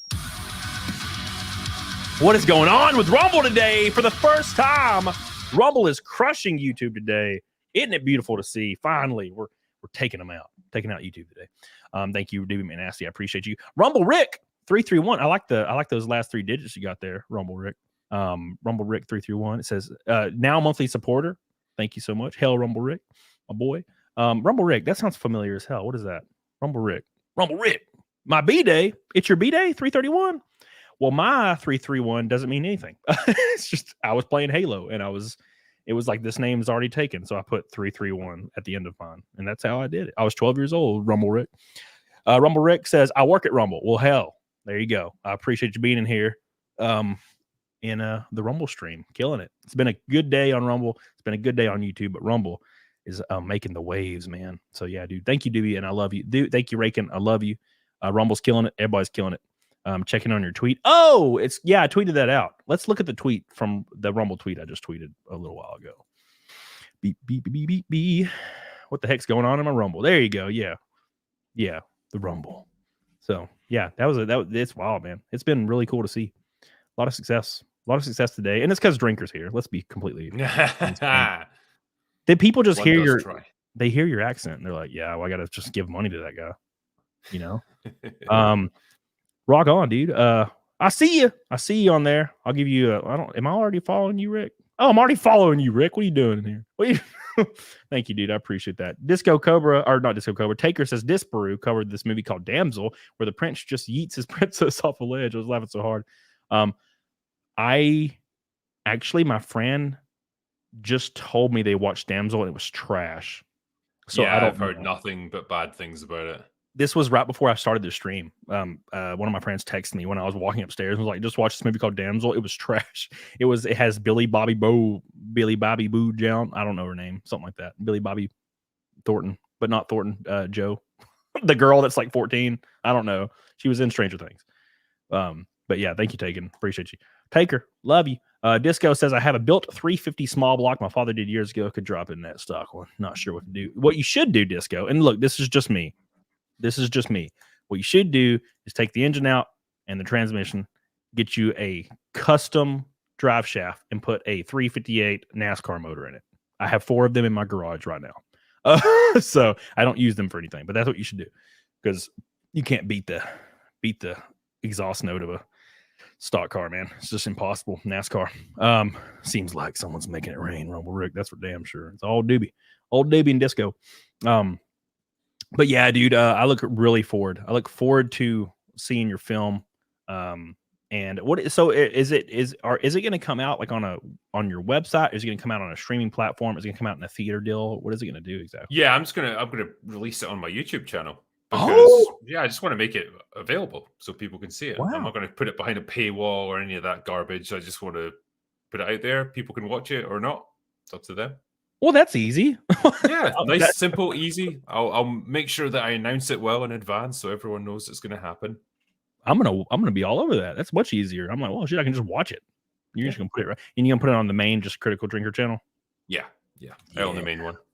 That's gonna be a lot of fun. I'm excited to see that, dude. Real excited. I watched it was like a behind the scenes or a trailer or something you put out like 2 weeks or 3 weeks ago. Yeah, I put out a trailer, and on my Kickstarter and Patreon, we've got like behind the scenes featurettes that they've started producing for this. So there's like going to be several of them, like just interviews with the actors, like various scenes that we shot, all the stuff that goes on behind the scenes making this thing. So yeah, it's all there.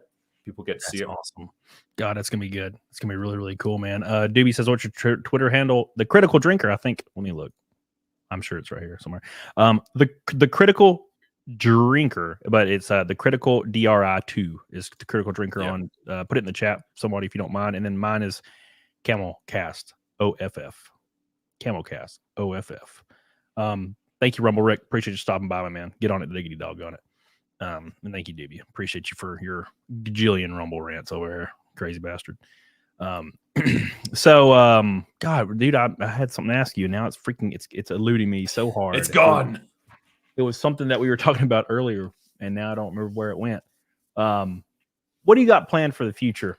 While I'm thinking about that, you got some videos in the works, some streams in the works, and whatnot. Well, I'm one of those people that plans my videos about 5 minutes before I actually start making them. So I have got never ever got a release plan. So it's always just like ad-libbed on the day. The next thing that people see from me will probably be open bar tomorrow night, where I believe you are going to be there as well. I will be there. We'll be hanging out again. Yeah. It's gonna be a lot of fun, dude. I'm excited. I love open bar, especially when Gundam's on with me, because we just talk about titties and like being anime titties. Yeah, no, we had I had Gundam on here finally after like a year of asking him, and we talked for 3 hours about nothing. We just talked about like motorcycles and racing and like women.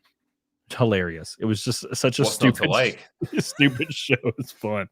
I had a lot of fun with that one, dude. It was really, really cool to hang out with him finally after all this time. Followed you, Doobie. Got you. We got about 20 minutes left. I'm gonna think really patiently on that last thing I was gonna ask you because it was so important. Can't believe I forgot it. I know. Makes me really sad. Like people might never get the answer to this eternal question. Yeah, it was probably something real stupid too. Like it doesn't matter. Yeah. But no, I really do hope I get to see you sometime in the future. At the end of this year. For sure, man. For sure. I wonder. I don't know. We'll get together with dates, but where there might be some races in Florida at that time. That'd be fun to hang out. That'd be awesome. Do not trust me with like a stock car though. It's not going to go down well.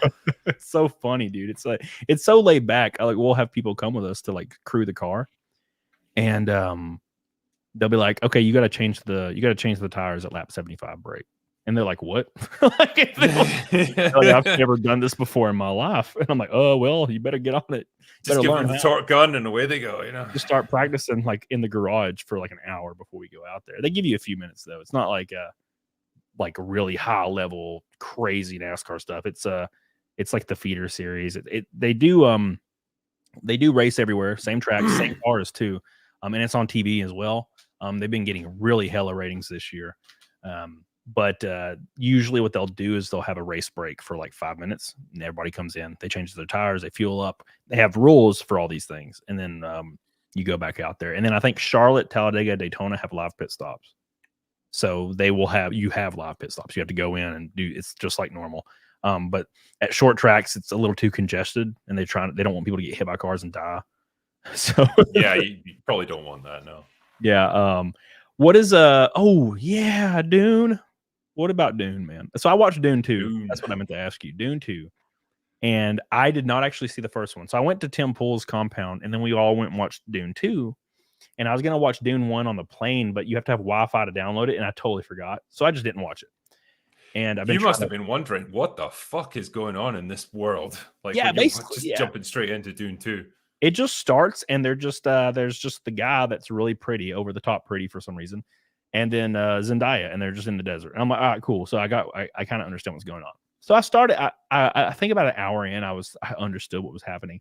I understood that this kid came from a place that was important that's not really there now. They kind of give you a little bit of a follow-up. I'm trying to watch Dune 1 now, but I keep falling asleep because I turn it on at like 2 a.m. And I immediately die within 20 minutes every time. There's something about Villeneuve's style of directing where it's very like slow, very dreamlike, very like it will send you off to sleep if you're in the wrong frame of mind when you go into it. His movies are not fast paced. Like whatever like pacing is, like his is the opposite of that. But yeah, man, like I'm pleased that Dune 2 is doing as well as it's doing. It's nice to see a pretty intelligent sci-fi movie, a good adaptation of the source material, and just something that's a bit more intelligent than your average brain-dead comic book movie. Yeah, 100%. Doing well at the cinema. The funny thing is, though, when films come out at this time of year, they tend to just get forgotten about. You know, the Mario movie, right, came out in the springtime of last year, right? The second biggest movie of the entire year. No one talks about it. Everyone talked about Barbenheimer because it's the summer blockbusters that dominate like people's perception of the year. But yeah, be that as it may, I'm glad that Dune 2 is doing well. I think it's a pretty worthy adaptation, and I hope they make a part 3, I guess. Yeah, I love the second one. I'm watching through the first one right now, and I'm about halfway through after a week of falling asleep. And I'm liking it. I guess because I understand what's happening, but there's a lot of weird foreshadowing that is calling back to I guess calling forward to the second film I've already watched. But the foreshadowing is really cool. I really like that.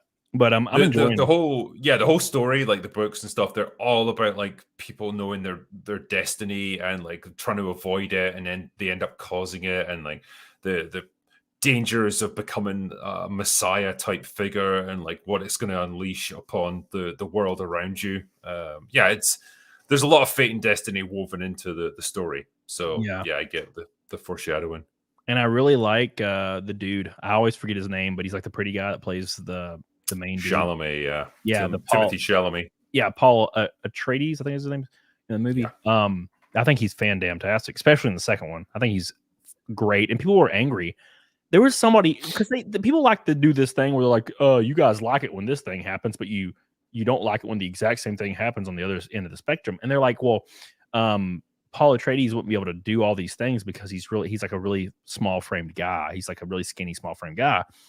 And so, like, but you don't like when small frame women beat up dudes, but you're okay with the small frame guy beating up dudes. And I'm like, well, that's completely different. A small frame guy can still bench over a plate. A small frame guy can still knock you out if he punches you in the right place. A woman can't do any of those things. A woman can't even bench the bar, like if they've never trained before. So he's still a man, and they also explicitly say throughout both movies that he's been trained his whole life. So he's got it. It's not a race situation, where he's not been trained. So he's been trained his whole life, and like combat works a bit differently in the universe of Dune, where a lot of people wear personal force fields, so you can't shoot them, and you can't like just hit them with a club or something because it'll just bounce off. So you have to like fight in a very specific way, and so it comes down to less about physical strength and more about agility, speed, proper, concise movements that deliver the killer blow exactly when it needs to. That's how combat is done in the Dune universe.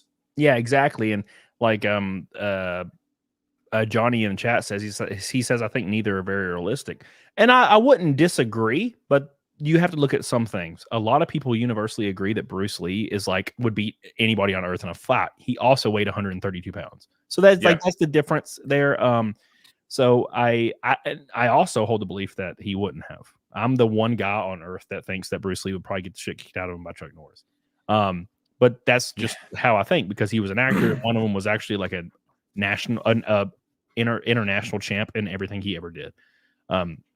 So it's the way you look at it. It's just, there's never going to be a situation where a small frame girl fights anybody and kicks their ass, unless it's another small frame girl, right? Yeah.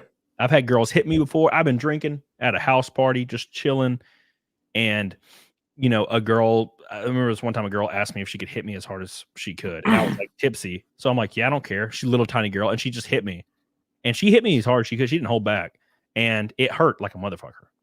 It was kind of combust. And I was like, she hit my face. And I was like, oh my God, I couldn't believe it. I was like, damn, you punched the shit out of me just now. But it was a funny, like after it happened, we were all laughing.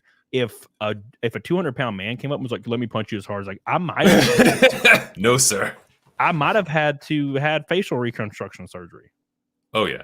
Like it'd have been the end of the world. I might have died, dude. Like that's the difference. If Mike Tyson punches you, like when he's 29 years old, you're gonna die. If a girl punches you, you're gonna laugh.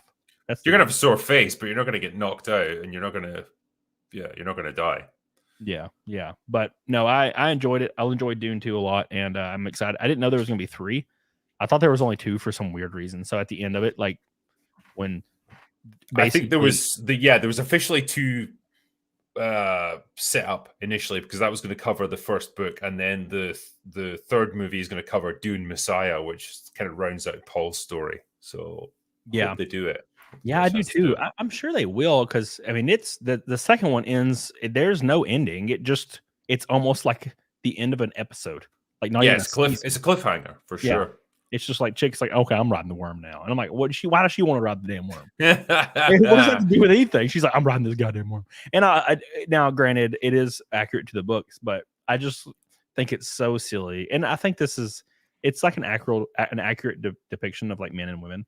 Like Zendaya's character is like, spoilers by the way, people in the chat, but Zendaya's character is like pissed off because Paul is like, I'm going to take this chick's hand and I'm doing all these strategic things to like basically save the universe. Let's be fair. And she's pissed because, well, you should love me. And what she's basically saying is, you should love me and let the universe die as a show of loyalty to me. And I'm like, women are dumb. It's not even, and it's not even accurate to the books, because in the books, Chani, her character, is much more like into what Paul's doing. She's willing to follow him. She doesn't like go off in the huff and just ride the worm. Really? Okay. See, yeah. Yeah. Wow, that's pretty cool. So yeah, they made her real pissed in the movie. She was real pissed. She's like, you know what? I'm pissed. I'm like, you're gonna bang this like hot bitch. They had to give her little girl boss moment where she can't stand to being disrespected. So she's like, fuck the galaxy. I'm gonna go off and ride my worm. Yeah, which is what she's gonna do. That's what all women do as soon as they get their heart broken or they leave their man. They just go ride the worm for a few years, and then they're ready to settle down. They got the Shia lube? What do they call the worms? That's God, yeah. Name of worms in Dune. They're called Shala lubes or something. Or maybe that's just the name of the badass worm. Like the super worm. Whatever. Anyways. Yeah. That's what they do. They go ride the Shala lube. Like that's what they do, man. Shah-halud. I was close as hell. That's what you need to call your dick from now on. Want to ride the Shahala lube? Well, I can arrange that. I can arrange that. I know a guy because it's not me. Trust me. What's the baby worms called? That's my ass. You get the baby worm today. You get the one that they meant for Paul to ride. Ain't gonna be my ass. Rakin says in the book, Paul and Shani are more in love. Paul does marry the Emperor's daughter, but says he will never bear her child. But she's hot though. Now, granted, I will say, I forget her name, but she gets Florence Pugh. Florence Pugh, and her last name kind of sounds like what her body looks like, in my opinion. Yeah, it's Pugh, kind of just like soft and strange looking. It's kind of short and dumpy. Like, I never understood the appeal of Florence Pugh. Agreed. Now, look, I'd smash a pisser or two, but I'm just saying that's like a low bar for me. But she gets butt ass naked in Oppenheimer. She's just naked as hell, and she just looks a little weird. But now she got a great face though, so at least there's that. Yeah, I mean there is that. Like when I've seen shots of her at premieres and stuff, she's got like a buzz cut and like a nose ring, and it just makes her look like a farmyard animal. I don't get that, dude. I'm so tired of this shit. What is it? The chick that can't act worth a damn. That was in Twilight. Fuck.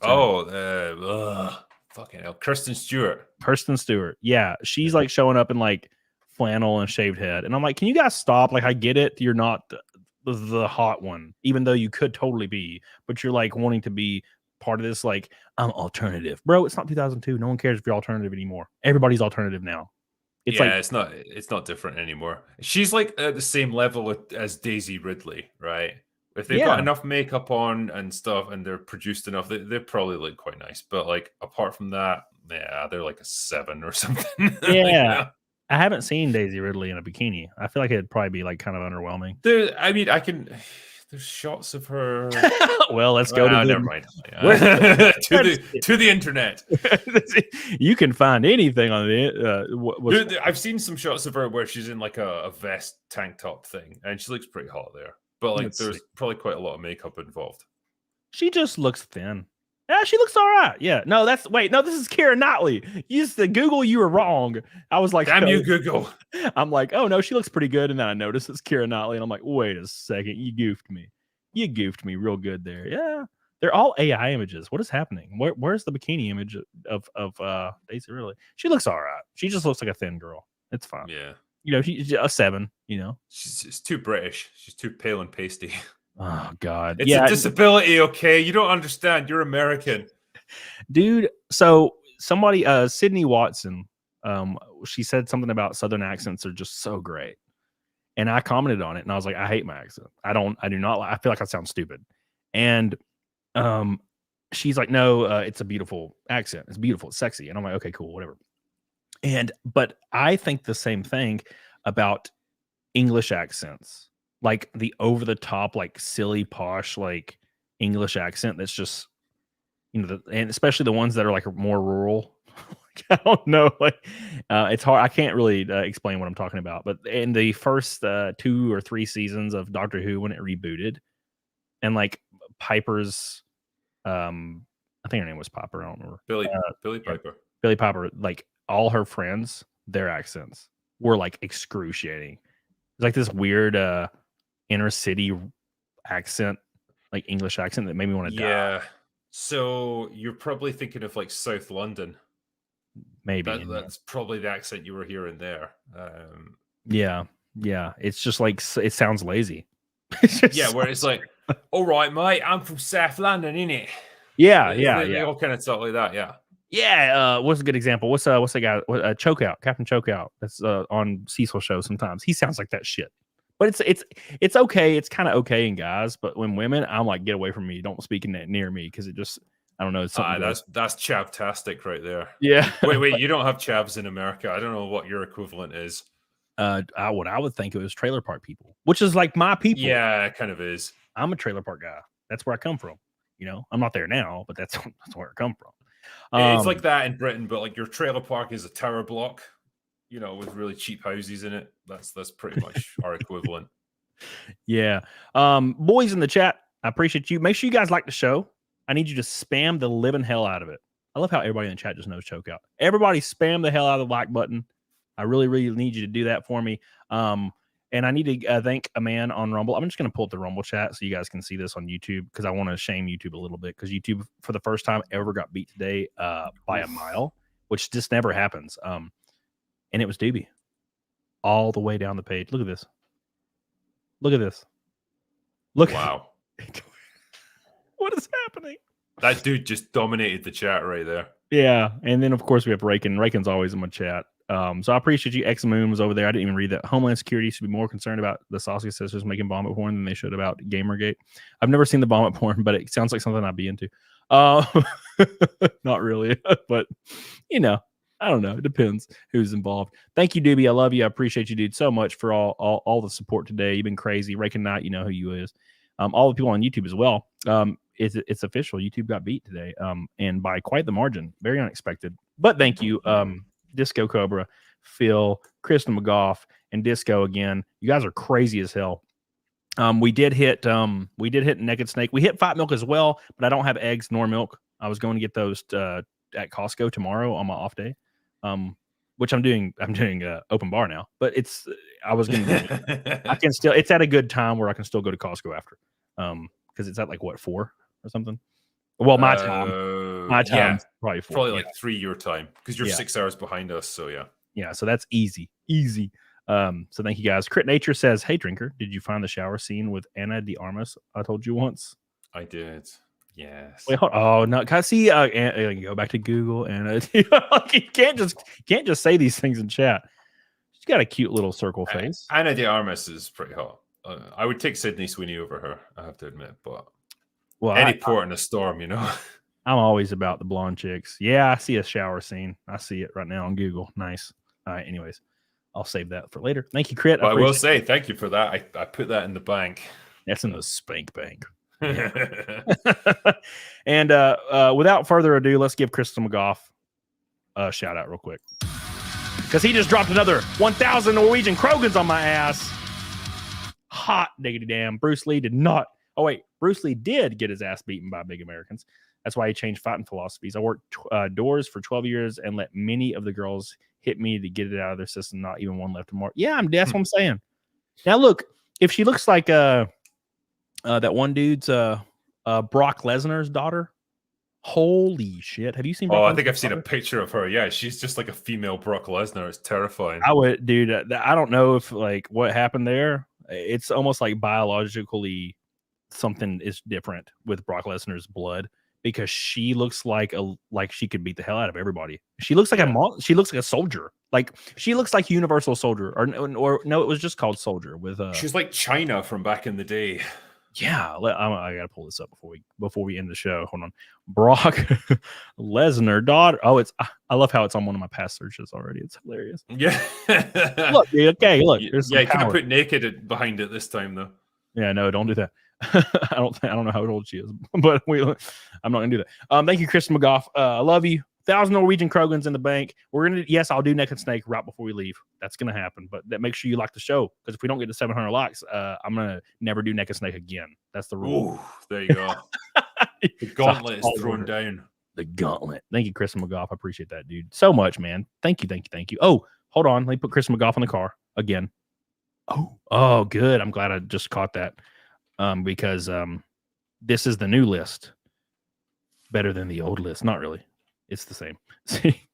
God, why is your name Chris McGough? What is wrong with your name, bro? I can't even deal with this right now. I got you on there, dude. Chris McGough. Thank you. All right. Brock Lesnar's daughter before Naked Snake, which is a great segue. This will get you warmed up, boys. Jesus, man. Look at this.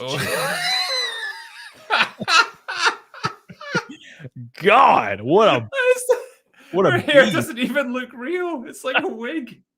It's just Brock Lesnar. Let's be like, that's the whole thing. It's just Brock Lesnar with a wig on. Good Lord. God, imagine her. You know how like masculine women always date like really small, like kind of effeminate men. They have to. That's their only option. Yeah. God, imagine that poor guy. He's like, "I'm sorry, honey," and she just punches him in the fucking face and knocks him out. I mean, almost every man is small and effeminate compared to that. That's true. That's just brutal, man. Wow. Let me. She could have been a Viking in another life, dude. She could have just went right with them. She could have been with the men, dude. Let's see. Height. The rest of them would have just taken the day off. It's like, you know what, Mini Lesnar, you just go in and raid that village, destroy everything. Mini Lesnar. I will, father. I will not let you down. Her voice. Yeah. A genetic freak is what Google calls her, though she stands at a mere 5'3". Oh, really? That makes everything a little bit better. That surprises me, actually. Yeah. I think I could do it now. Yeah.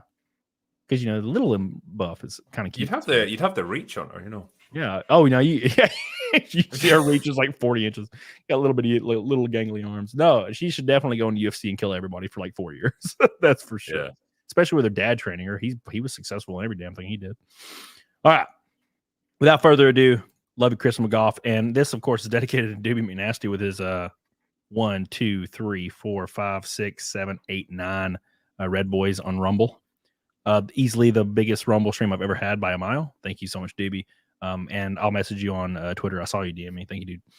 It's time for Naked Snake, and then we're going to call it a night. And I'm going to go watch Extreme, Nuno Betancourt in Living Color. They're playing like 5 minutes away, and I'm so excited because I've never seen Extreme live.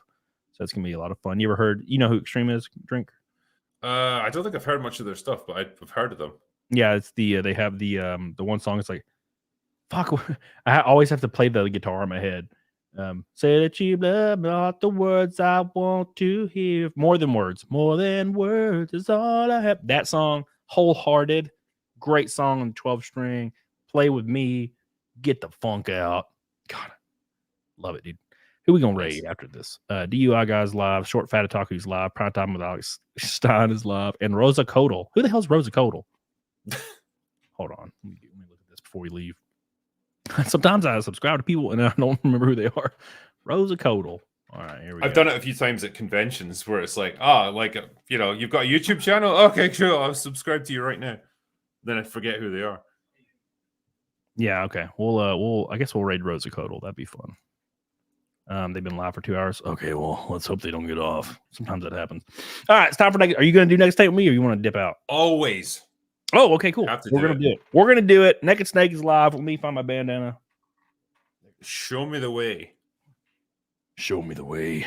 I can't make my pecs bounce like you do, unfortunately. Oh, you have to do, I don't know if that's like a genetic thing or not, because I could do it when I was fat before I even worked out, but only a little. And then when I started working out, it got intense. I could do it like really fast, like with drum beats and stuff. Yeah. So it's pretty cool. Oh, by the way, I saw Cecil earlier. I doubt he's still in here. I love you, Cecil. But I miss you. All right, here we go. Naked Snake for the 281st time, third time with Drinker. Let's have a good night, boys. And then we're going to call it a night. Make sure you guys like the stream, share the stream, go subscribe to Drinker. Make sure you're looking forward to his film coming out on his main channel. Thank you guys so much for all your support. You guys have been crazy. Let's do it one more time. Oh, my God. Yes, I'm busy today, by the way. Somebody's like, damn, you're on Chrissy's show. Now you're doing, yes. I think every time I've had a Drinker on, I've done 2 shows that day. Keeping it going. The tradition's live. That is a busy day. Yeah, especially talking to Chrissy for 2 hours. It's real busy. Yeah. She's pregnant as hell. All right, here we go, boys. Taking my headset off. 2 seconds. With darkness and silence in the night.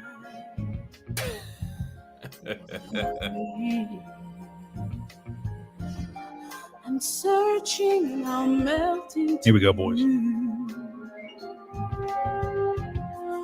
281 in a row. Get on it. Doggone it, boys. Scared me. I don't actually have mine on. All right, we're going now.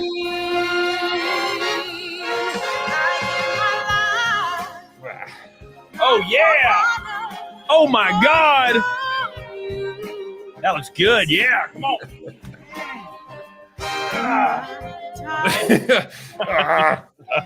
There be nobody else, boys. Make sure you like the stream. Here we go. Cried. It's the way I fly to you. We're still in a dream, boys. Come on. It's such a beautiful song. Still in a dream. Snake eater. Here we go. Best part, boys. You ready? Here we go. Amazing. One more. I'm trying to do it. No, I can't do it. Thank you guys so much. You guys are the best. Amazing show. You guys are going to this hell. If you haven't played Metal Gear, I need you to do so. It is inspired my whole life. My boom mic broke as I was doing this. So I'm holding it up. It's been broke for a while, but I keep just like taping it back together, and it just keeps breaking. So I'm holding it so it doesn't fall and hit my pee-pee. Squid, I appreciate you. I love you. Hi, D. Yeah. What's a Russian warship doing here? Thank you so much, Squid. I appreciate you. Thanks so much to Drinker for joining me and being such a team player. So it's been a lot of fun. Had 1,100 people in here for a while. I appreciate that. I'll see you guys tomorrow on Open Bar with Drinker. Don't miss it. We have one more titty bounce for the road. And then I'll see you guys later. Mel Cherion, I appreciate you over on Rumble, dude. Thank you so much. Here we go. One more time. Get on it. Doggone it. The big one's coming. You ready, Mick? You ready, Alan? Here we go.